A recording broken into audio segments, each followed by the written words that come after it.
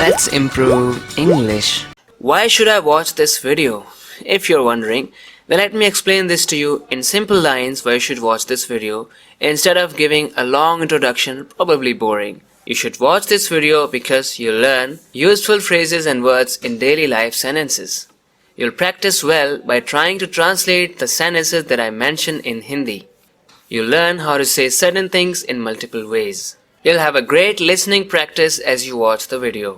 मैं पार्टी के लिए बहुत एक्साइटेड हूँ. फ्रेंड्स, इसे इंग्लिश में कैसे कह सकते हैं? यू माइट बी वंडरिंग कि इतना सिंपल सा सेंटेंस है, लेकिन मैं आपको कुछ कमाल के वर्ड्स सिखाना चाहता हूँ जिनका आप यूज़ कर सकते हैं to sound much more impressive while speaking in English. I am pumped, jazzed, exhilarated about the party. I am pumped, jazzed और exhilarated ये सभी excited के synonyms है. अगर आप किसी चीज़ के लिए excited हैं तो आप कह सकते हैं I am pumped, I am jazzed, I am exhilarated about something. तो फ्रेंड्स, excited की जगह पे आप कभी कभी इन वर्ड्स का यूज़ ज़रूर करना. आप इनसे अलग अलग सेंटेंसेस बनाइए, बार बार इनको देखिए ताकि आपको ये याद हो जाए और ज़रूरत पड़ने पर आप इनका यूज़ कर सकें. Let's see a few more examples of pumped.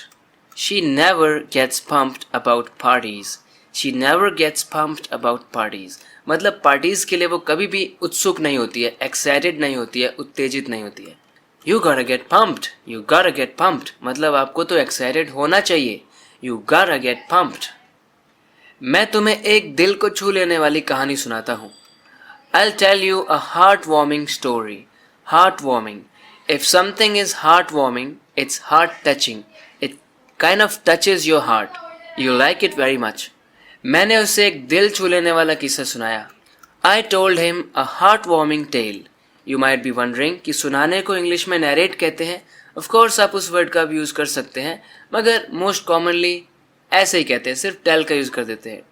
Tell a story, tell a tale, like that. तुमने मुझे एकदम डरा दिया. तो फ्रेंड्स, मैं आपको बताता हूँ इसी बात को कहने के कितने सारे तरीके हैं. You startled me. You startled me. इसका मतलब है आपने मुझे एकदम से डरा दिया. I wasn't expecting it. You made my blood run cold. You made my blood run cold. इसका भी यही मतलब है कि आपने मुझे एकदम डरा दिया.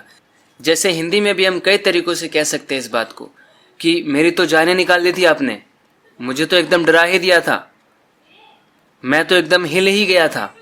कुछ इस तरह से आप कह सकते हैं You scared me to death. You scared me to death. You scared the crap out of me. This one is a little informal. You scared the crap out of me. You scared the hell out of me. You scared the hell out of me. You scared the living daylights out of me.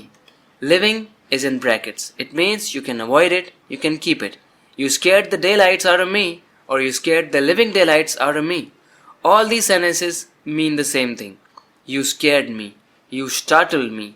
You scared the crap out of me. You scared the hell out of me. तो friends, इस तरह से आप अलग अलग तरीके से एक बात को कहेंगे, you will sound much more impressive. इसी तरह से अपनी इंग्लिश को इम्प्रूव करते रहने के लिए अपने इस चैनल को सब्सक्राइब ज़रूर करना अगर आपने अभी तक नहीं किया है तो. We have more. लॉकडाउन और बढ़ा दिया गया है, सबको बता दो. जब ऐसे हम कहते हैं कि सबको ये बात बता दो, हम एक फ्रेज़ का यूज़ कर सकते हैं जो बहुत अच्छा है. The lockdown has been extended, spread the word. Spread the word इसका मतलब है सबको बता दो, सबको ये बात बता दो. सबको बता दो कि कुछ ही देर में सारी दुकानें बंद होने वाली है. Spread the word that all the shops are about to be closed soon. Spread the word that all the shops are about to be closed soon. So spread the word यानी ये बात फैला दो, सबको बता दो. वो इतना बुरा नहीं है जितना मैंने सोचा था. कह सकते हैं He is not as bad as I thought he was. जितना मैंने सोचा था कि वो था, इतना वो है नहीं.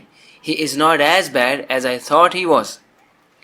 तुम ज़रा भी उतने मतलबी नहीं हो जितना मैंने सोचा था.